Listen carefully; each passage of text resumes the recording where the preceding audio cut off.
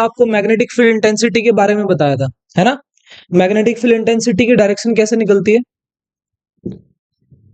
Last की class में हमने बी के बारे में पढ़ा, इसकी डायरेक्शन देखी और वो कैसे निकली, मैग्नेटिक फील्ड लाइंस। बी अगर वेक्टर है, मैग्नेटिक फील्ड इंटेंसिटी अगर एक वेक्टर है तो इसका मैग्नीट्यूड भी होगा और इसकी डायरेक्शन भी होगी। तो एक काम मैंने कर लिया कि डायरेक्शन निकालनी सीख ली। आवाज नहीं आनी चाहिए भाई प्लीज। अभी हम टॉपिक नंबर 3 पे आ रहे हैं। अपने रोड मैप में देखो टॉपिक नंबर 3 क्या है, force on a moving charge, force on a moving charge in uniform magnetic field. Put the heading topic 3। अगर आप इसको नोटिस करें तो सबसे मेन टॉपिक यही आता है। क्या है ये? Force on moving charge in uniform magnetic field, in uniform magnetic field. सही है। एक बार लिखना छोड़ देंगे, ध्यान से टॉपिक को समझेंगे पहले, ठीक है।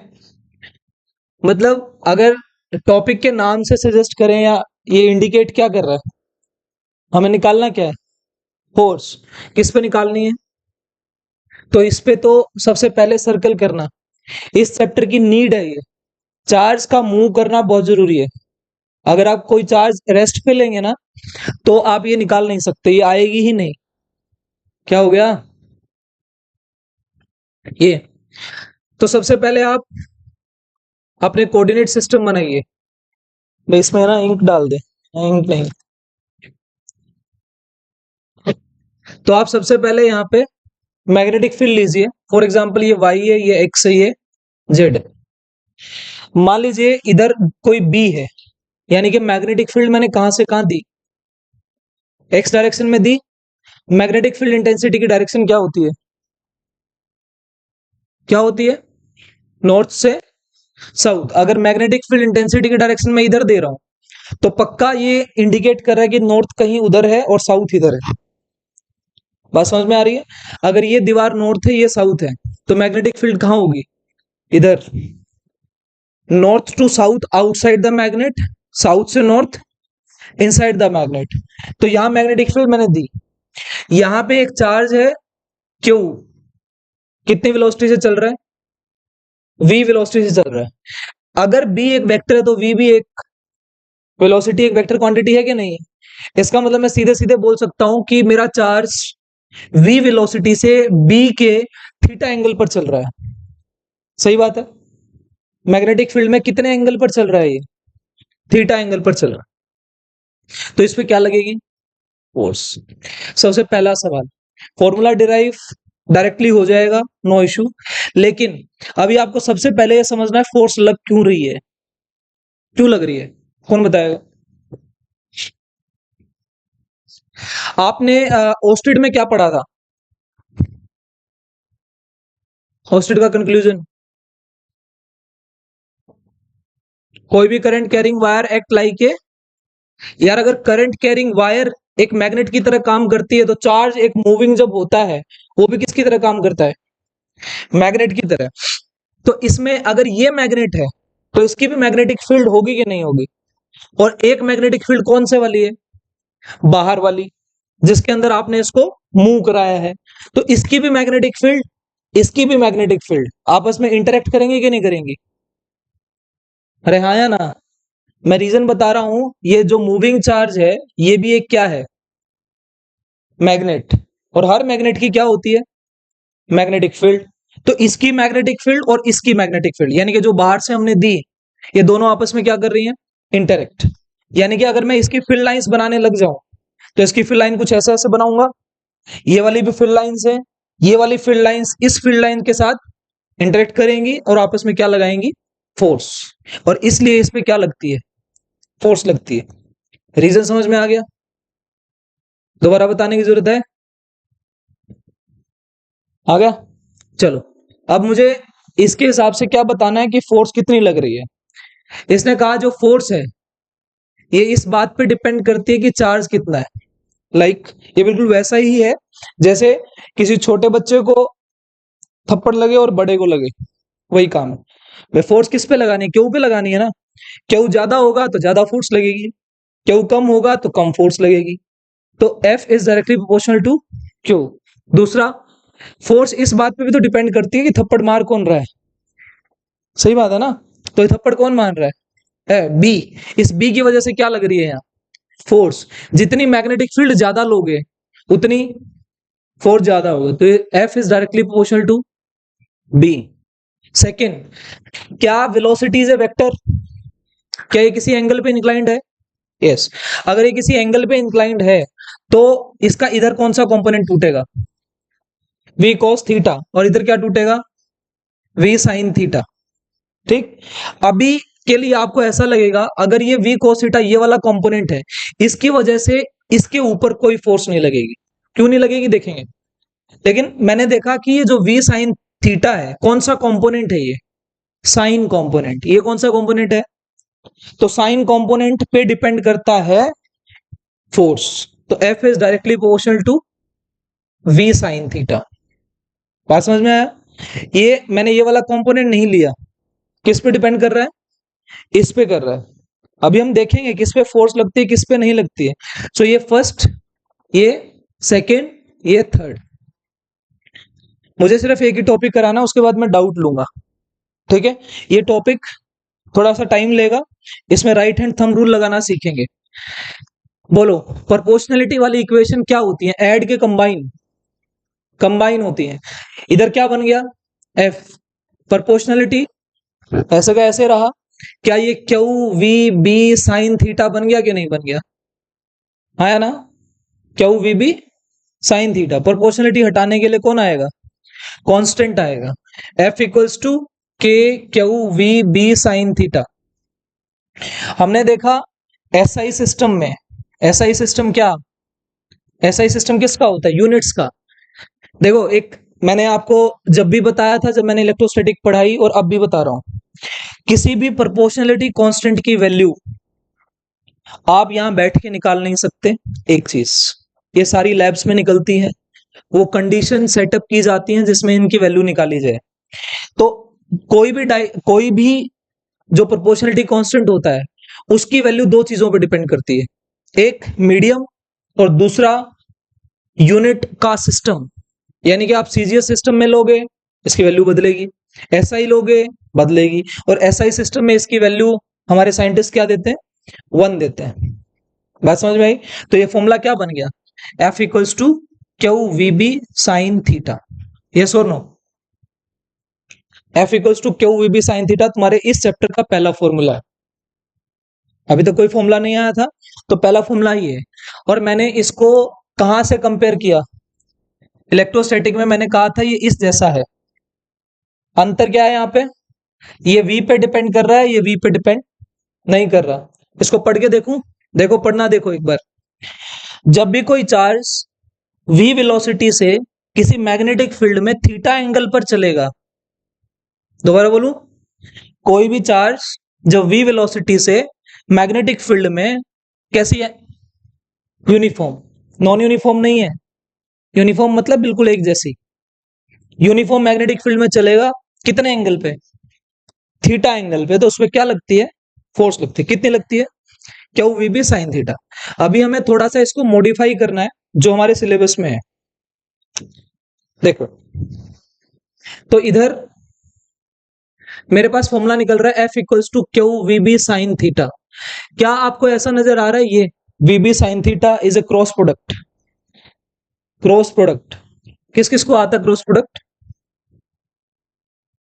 किस किस को नहीं आता? देखो भाई, A vector cross B vector क्या होता है? A B sine theta n cap, ऐसा बोलते हैं ना। मतलब क्रॉस प्रोडक्ट हमेशा क्या देगा? एक वेक्टर देगा। बोलो, क्या मैं ये ए बी साइन थीटा की हेल्प से यहां जा सकता हूं? अरे हाँ या ना? इसकी हेल्प से यहां और इसकी हेल्प से यहां। आया समझ? इसको ऐसा लिख सकता हूं। बोलो, वेक्टर कौन कौन? वी और बी। तो मैंने लिखा एफ वेक्टर, और इधर लिखा क्यू, और इसको लिखा v vector cross B vector. ये आ गया। आ गया? ऐसा लिखने से क्या फायदा हुआ? ऐसा लिखने से ये फायदा हुआ, फोर्स कैसी क्वांटिटी है? वेक्टर क्वांटिटी है। वेक्टर क्वांटिटी की क्या होती है? डायरेक्शन होती है। वो डायरेक्शन निकालने के लिए कौन काम आएगा? ये क्रॉस प्रोडक्ट की जो डायरेक्शन है वो कैसे दी जाती है? Direction is given by right hand thumb rule, right. आपने ऐसा सुना होगा ना, Fleming left hand rule, Fleming right hand rule, right hand thumb rule. इसका मीनिंग क्या है? राइट हैंड थंब, थंब का मतलब थंब आंसर है। मतलब इस राइट हैंड जब हम लगाएंगे तो उसमें जो थंब आएगा वो थंब हमारा आंसर देगा। वो लगाना कैसे अभी हम देखेंगे। A vector cross B vector एक वेक्टर है, कितना है? A B sine theta n cap. इसकी डायरेक्शन कैसे देंगे? राइट हैंड थंब रूल से। बताओ, जो इसकी डायरेक्शन होगी इस क्रॉस प्रोडक्ट की, क्या वही डायरेक्शन इसकी होगी? अरे हाँ, है ना। जो इस क्रॉस प्रोडक्ट की डायरेक्शन होगी वही किसकी होगी? एफ की। और इसकी कैसे दी जाती है? Right hand. तो इसकी डायरेक्शन जो भी आएगी वो किसकी आएगी? फोर्स की डायरेक्शन आएगी, है ना। तो and by right hand thumb rule. एक बात समझ में आ गई? अभी निकालने सिखाऊंगा, पहले इस फॉर्मूले को देखते हैं। यहां पे नोट बनाना। आपने क्या लिखा है? F equals to Q we B sine theta. हम यहां से सारे केसेस निकाल रहे हैं। पहला केस बोलो, क्या यहां से मैं क्यू को जीरो कर दूं तो एफ क्या आएगा? चार्ज ही नहीं है तो फोर्स जीरो, तो लिखने का कोई फायदा है नहीं। अगर मैं इसको वी जीरो कर दूं, इसका मतलब चार्ज कहां है? अरे चार्ज कहां है? रेस्ट पे। तो एफ क्या आएगा? इसका मतलब जो चार्ज रेस्ट पे उस पर कभी फोर्स नहीं लगती। किसकी वजह से? मैग्नेटिक फील्ड की वजह से। तो एफ आ गया जीरो। उसके बाद सेकंड, मेरे को क्या चाहिए? फोर्स जीरो चाहिए। फोर्स जीरो कब बोर्ड में क्वेश्चन आया था? अगर कोई चार्ज मैग्नेटिक फील्ड में है तो उस पर फोर्स जीरो कब कब लगेगी? कब कब लगेगी? एक तो जब वो कहां हो? रेस्ट पे। ये साइन थीटा कितना हो जाए? अगर थीटा जीरो हो जाए या फिर क्या हो जाए? 180। बेटा जीरो का मतलब है पैरेलल। क्या मतलब? और 180 का मतलब एंटी पैरेलल। तो फोर्स कितनी आएगी? फोर्स कितनी आएगी? जीरो आएगी। आएगी ना। Sine zero zero, sine 180 zero. तो फोर्स कितनी आ गई? इसका मीनिंग समझिए। क्या? अगर मैं मान लूं नॉर्थ ये है साउथ ये है, तो मैग्नेटिक फील्ड किधर होगी? इधर से इधर। अब कोई चार्ज है वो उधर जा रहा है, फोर्स लगेगी उस पर।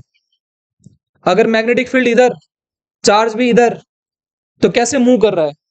पैरेलल। और अगर चार्ज इधर आता तो उस पर कोई फोर्स। तो जब भी कोई चार्ज मैग्नेटिक फील्ड के पैरेलल या चलता है तो उस पर कोई फोर्स नहीं लगती। अगर मैं चाहूं आपसे ये पूछना कि मेरे को एफ क्या चाहिए, तो क्या साइन थीटा को क्या होना पड़ेगा? थीटा को 90 डिग्री होना पड़ेगा। साइन थीटा को 1 होना पड़ेगा। थीटा कितना होना पड़ेगा? 90। इसका मतलब जब भी कोई चार्ज मैग्नेटिक फील्ड के 90 डिग्री पे चलता है, नॉर्थ से साउथ, क्या है? Magnetic field. तो मैग्नेटिक फील्ड ऐसे है। अब आपका चार्ज ऐसे जा रहा है यूं, सोचो ये उधर जा रहा है तो इसका मतलब 90 डिग्री पे नहीं गया। अगर फील्ड इधर, चार्ज इधर, तो एंगल कितना बना? तो इस केस में उसमें फोर्स क्या लगेगी? मैक्सिमम। कितनी लगेगी? साइन थीटा कितना हो गया? भरो यहाँ 1, कितना बचा? तो F equals to Q we B. ये मेरी एफ मैक्सिमम आ गई। यहाँ तो कोई प्रॉब्लम?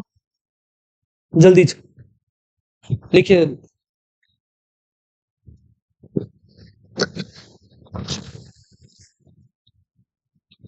फोर्स इनका कोई नेचर नहीं समझ में आ रहा। फोर्स की वैल्यू पे डिपेंड करेगा। जैसे अगर ये क्यू नेगेटिव है ना, देखो इसका क्वेश्चन क्या है, सुने भाई ध्यान से। क्वेश्चन ये है कि सर ये जो फोर्स लग रही है इसकी नेचर कैसी है? ये अट्रैक्टिव नेचर की है कि रिपल्सिव नेचर की है? तो ध्यान रखना, फोर्स का साइन बताता है कि वो अट्रैक्टिव है। अब इसमें क्या होता है, अगर ये फोर्स नेगेटिव आ रही है तो इससे हम सब कुछ नहीं बता सकते। एक फॉर्मूला होता है F equals to minus d U by d r, हम पोटेंशियल एनर्जी निकालते हैं। अगर वो पोटेंशियल एनर्जी नेगेटिव आएगी तो वो अट्रैक्टिव नेचर की है, अदरवाइज क्या है, रिपल्सिव नेचर की। बात समझ में आई? Potential energy negative attractive nature of force दिखाता है। अभी नहीं बता रहे ऐसा कुछ भी।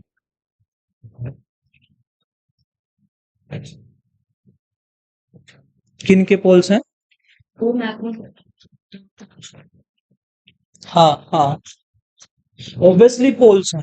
वो डायरेक्शन से आते हैं, नॉर्थ पोल और साउथ पोल एंटी क्लॉकवाइज और अभी आएंगे सारे उसी पे आएंगे, क्लॉक रूल बोलते हैं उसको।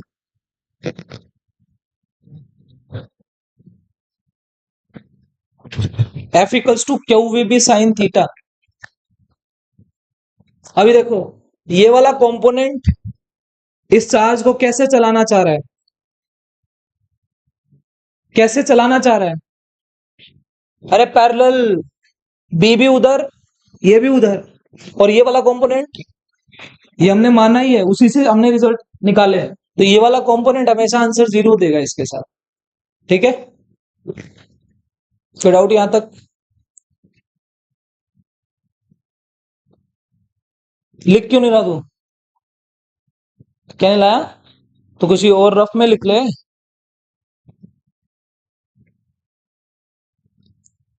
तुम्हारे पास घर पे जाके इतना समय होता है? हैं?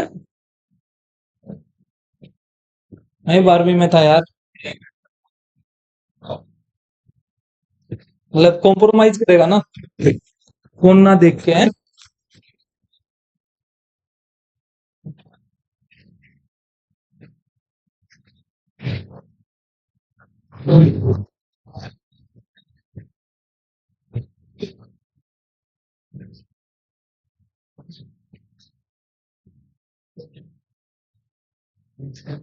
हाँ जी।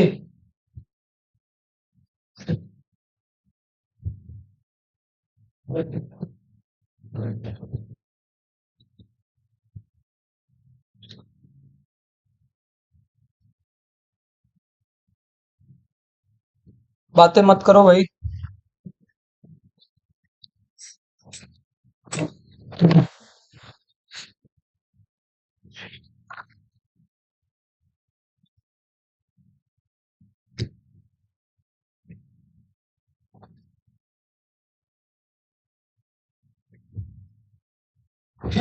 पोज कर देना है, कर रखिए, कर देना।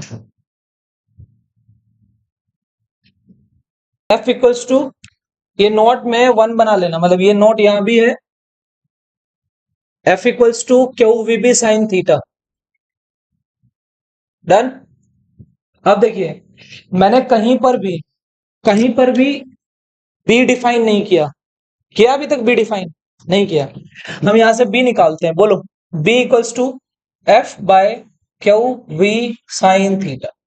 इसको डिफाइन करने के लिए क्या करते हैं, क्यू की वैल्यू 1 कूलम भर दो, वी की वैल्यू 1 मीटर पर सेकंड भर दो, और साइन थीटा की वैल्यू 1 भर दो, यानी कि थीटा क्या ले लो, 90 डिग्री।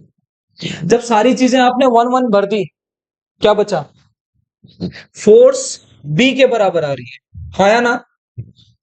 फोर्स किसके बराबर आ रही है? इसका मतलब ये जो मैग्नेटिक फील्ड है, मैग्नेटिक फील्ड किसके बराबर आई, फोर्स के बराबर। कैसे डिफाइन करोगे? तो ये मैग्नेटिक फील्ड इंटेंसिटी है, क्या ये फोर्स ही होती है? क्या ये फोर्स ही आई ना, ये देखो इसके बराबर आ रही है। कब आई है ये force? B magnetic field intensity force ही होती है जो 1 कूलम पर लगती है जब वो 1 मीटर पर सेकंड से 90 डिग्री पर चलता है। पढ़ना आ गया? जब भी कोई 1 कूलम का चार्ज 1 मीटर पर सेकंड की स्पीड से मैग्नेटिक फील्ड में 90 डिग्री पर चलेगा, तो उसमें जितनी फोर्स लगेगी वही कौन है, बी। तो क्या लिखें, defined as the force, amount of force on 1 coulomb charge when it moves with moves at 90 degree with 1 meter per second, 90 degree to magnetic field, ध्यान रखना, ठीक है। तो 90 degree with 1 metre per second, इसको B बोलते हैं, सही है। अब यहां पे मेरे को इसकी यूनिट डिफाइन करनी है, कैसे, यहां पे लिखना एसआई यूनिट, बोलो बी की यूनिट टेस्ला, क्या होती है, मैग्नेटिक फील्ड इंटेंसिटी की यूनिट होती है टेस्ला, टी से दिखाते हैं। फोर्स की यूनिट बोलो न्यूटन, क्योंकि कूलम, बोल मत भाई बोल मत, वी की वैल्यू मीटर पर सेकेंड, तो ऊपर newton second by coulomb metre आ गया, ये आ गया, ठीक है। Force into time coulomb metre, ये टेस्ला आ गया, ये ध्यान रखो, सही है। लिखो फटाफट,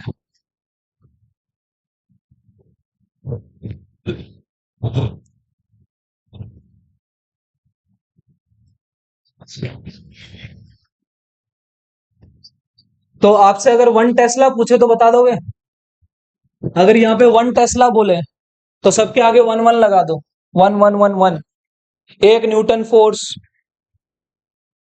1 coulomb charge 1 metre per second से चले, तो उसमें जितनी फोर्स लगती है वो क्या होती है, 1 टेस्ला के बराबर है, सही है। फटाफट लिखो, सीजीएस यूनिट लिख लो इसकी, गॉस, भाई आवाज आ रही है बहुत ज्यादा, सीजीएस यूनिट लिखिए, क्या कह रहे हो, गॉस क्या कह रहा है, टेस्ला का सिंबल लिखा तो है टी, गॉस, एक गॉस में 10 की पावर -4 टेस्ला होते हैं, उल्टा बोले तो एक टेस्ला में 10 की पावर 4 गॉस होते हैं, सब फैक्चुअल डाटा है, आगे समझ,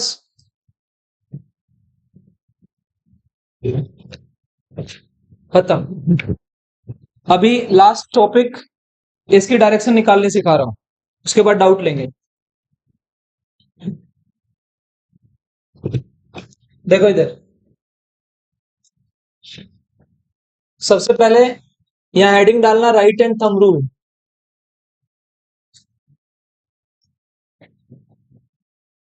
सबसे पहले लगाना सिखा रहा हूं ए क्रॉस बी के लिए। इसको लगाने के ना 2 तरीके होते हैं, देखो कैसे, एक केस होता है, केस नंबर 1 में A and B are in same plane, एक ही प्लेन में पड़े, अगर ये दोनों एक ही प्लेन में हो तो ये लगाना ठीक लगता है। राइट हैंड थंब रूल के बहुत सारे फेसेस होते हैं, फेसेस मतलब बहुत सारे तरीके हैं, ध्यान से सुनना, काम की चीज यही है, ये फॉर्मूले कोई भी याद कर लेगा, इनके आंसर इसके बिना नहीं आएंगे, इस पूरे चैप्टर में डायरेक्शन डायरेक्शन डायरेक्शन डायरेक्शन, इसके अलावा कुछ नहीं दिखेगा तुम्हारे। यहाँ पे क्या है, ये इसमें ऐसा ले लो, मान लीजिए ए है, ये क्या है बी, क्या ये 2 वेक्टर थीटा एंगल पर एक ही प्लेन में है कि नहीं है, ये कौन सा प्लेन है, ये बोर्ड वाला प्लेन, इस बोर्ड के प्लेन में दोनों वेक्टर है, ये कहता है ये ए पे अपनी पाम रखो और बी की तरफ घुमा दो, आया समझ में, कृपा करके अपना पेन छोड़ के रूल लगाएं, राइट हैंडेड पीपल, बहुत सारे बच्चे गलती करते हैं, हाथ से लिखते रहते हैं, लेफ्ट हैंड पे लगाते रहते हैं, ठीक है, तो उल्टे ही आंसर आएंगे, होती है ये गलती, ठीक है। ये देखो, ए पे रखी पाम और बी की तरफ घुमाई, मेरे साथ लगाने की कोशिश करो, ये आसान है, ये 10वीं क्लास की चीज है, अब धीरे धीरे बढ़ेंगे, ए से बी बोलो कहाँ आया, अभी हम डायरेक्शन लेंगे, आउटवर्ड के लिए क्या लेते हैं, आउटवर्ड के लिए डॉट, और इनवर्ड के लिए ऐसा सिंबल दिखाएंगे, सही है। तो बोलो इसकी डायरेक्शन क्या है, आउटवर्ड, तो इसका आंसर आ रहा है ऐसा लिखो, तो एक एग्जांपल ये मान ली, ठीक। दूसरा एग्जांपल, अगर मान लीजिए ए इधर होता और बी इधर होता तो क्या करते? तो क्या ये थीटा है? बोलो, ए से बी घुमाओ, ए से बी, तो कहां आ रहा है? अंदर, प्लेन के अंदर, तो इसका आंसर क्या आ रहा है? अब ऐसा ऐसा आ जाए तो कोई दिक्कत है ही नहीं, इसमें तो सिंपल लग रहा है। अगर ये आउट ऑफ प्लेन तो एक केस, दूसरा केस आउट ऑफ प्लेन वाले वेक्टर आ जाए तो क्या करेंगे? देखो ध्यान से, सबसे पहले डायरेक्शन की नॉलेज होनी चाहिए। ये लो, यहां साइड में बना लो, ये क्या है? ईस्ट वेस्ट नॉर्थ साउथ, ये वाली कौन सी डायरेक्शन है? North east, north south east, north west south west, इनका ध्यान रखना है। अभी जब भी आउट ऑफ प्लेन आए ना ये दो वेक्टर, तो यहाँ पे ना पाम रूल लगाना है। क्या लगाना है?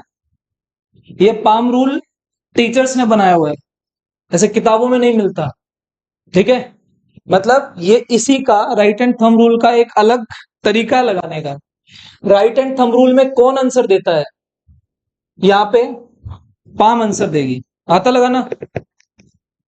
नहीं आता लगाना? देखो कैसे, इधर पहला एग्जांपल ले रहा हूं। जैसे मान लीजिए आपका ए वेक्टर ऐसा है, कहाँ है? अगर मैंने डॉट दिखाया, डॉट मतलब, तो ए वेक्टर किधर आएगा? बाहर, मतलब ए वेक्टर ऐसे है और बी वेक्टर इसी प्लेन में पड़ा है, ऐसे। तो बताइए ए क्रॉस बी क्या होगा? ए क्रॉस बी कैसे निकाला? राइट हैंड थंब रूल से आ जाता, राइट हैंड थंब रूल से, राइट हैंड थंब रूल से आ जाता, लेकिन उसमें तुम पागल हो जाते। कैसे? ये देखो, पेन दे, इसमें ये देखो, ये अगर ए बाहर आ रहा है, ए और बी इसी प्लेन में है, ये देखो, ये बी इसमें है और ये बाहर आ रहा है। अब राइट हैंड थंब रूल लगाना, ए क्रॉस बी मतलब ए से बी की तरफ लगाओ, ए से बी की तरफ लगा पा रहे हो? अरे ए ये रहा, बी कैसे लगाओगे? मतलब ऐसे, फिर यूं, कैसे? समझ में नहीं आ रहा ना, डायरेक्शन समझ में नहीं आएगी। मतलब मैं ये नहीं कह रहा हूं कि यहां से आंसर नहीं आएगा, लेकिन तुम्हारे लेवल पे तुम कंफ्यूज हो जाओगे। आपको क्या करना है, जो अंदर या बाहर है उसकी डायरेक्शन में अब की बार थंब रखो। रखे? रखा? ए बाहर है, अंगूठा बाहर आ रहा है, बी की तरफ उंगलियां खोल दो, खोल दी, पाम किधर आई? ये कौन सी डायरेक्शन है? North east. ये इजी लग रहा है, समझ में आ रहा है? तो इसका आंसर क्या आ रहा है? North east. अच्छा, बी क्रॉस ए होता तो? अरे A cross B, B cross A commutative नहीं होते, ये जस्ट उल्टा हो जाएगा। ए क्रॉस बी अगर नॉर्थ ईस्ट में है तो नॉर्थ ईस्ट का उल्टा कौन? तो इसका आंसर क्या आ जाता? South west. क्लियर है बात? और करके दिखाओ। सेकंड, अगर मान लीजिए ये बी है, बी वेक्टर कहां है? बी वेक्टर अंदर की तरफ और इधर ए वेक्टर है, आंसर बताइए जल्दी। सवाल क्या पूछा? ए क्रॉस बी। देखो ध्यान से, अभी अंदर या बाहर कौन है? मतलब अंदर या बाहर में कौन दिया है? बी दिया है, बी, बी अंदर है, तो आपका आंसर बी क्रॉस ए आएगा। जैसे आप निकालोगे उसका आंसर क्या आएगा? आपको कौन चाहिए? ए क्रॉस बी। अगर पहले वाला अंदर या बाहर है तो तुम्हारा आंसर सीधा आ रहा है, और अगर नहीं है तो उसको उल्टा करना पड़ेगा। बताओ बी कहाँ है?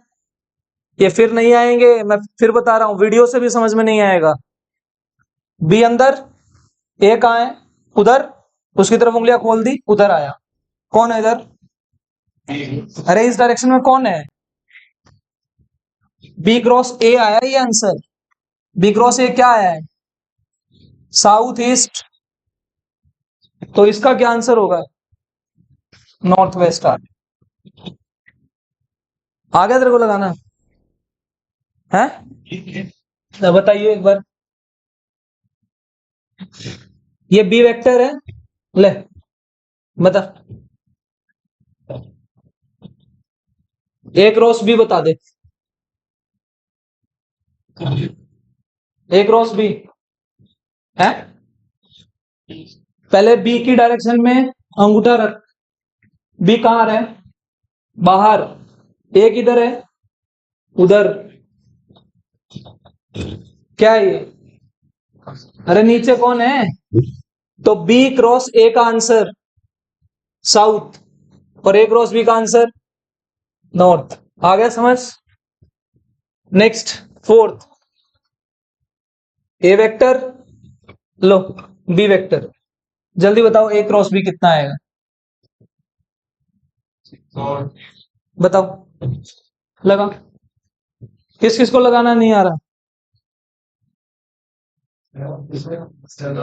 बेटा ए कहाँ है, अरे ए कहाँ है, तो अंदर रखो अंगूठा, बी कहाँ है, इधर, ये क्या है, नॉर्थ, तो ए क्रॉस बी का आंसर क्या आ रहा है, अरे बोलो मत यार प्लीज, लो।